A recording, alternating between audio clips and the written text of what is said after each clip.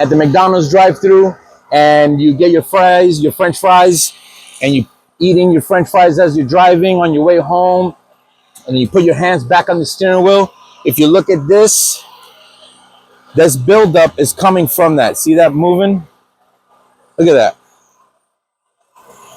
That's what that's coming from. Also, this also comes from your hands from when you go use your pump gas at the gas station. When you touch those gas pumps, hundreds, if not thousands of people touch those gas pumps every day.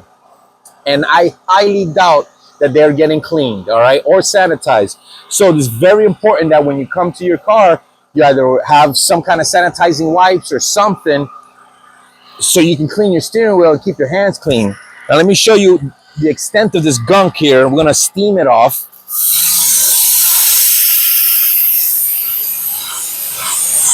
You see that right there? Just melting right off. Right there.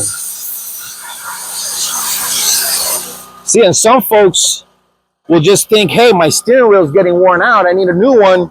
Or you get a steering wheel cover, and it's not that. It's just, it's dirty. So steam helps with cleaning and sanitizing only to a point. It only gets rid of bacteria, does not get rid of viruses.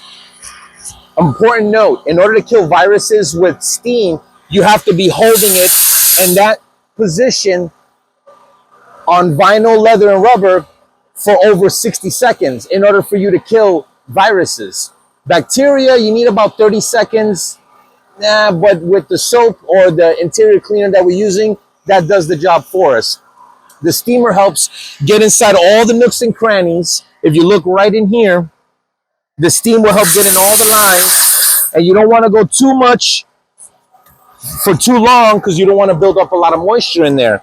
Then after you do a quick steam, you want to blow out the water.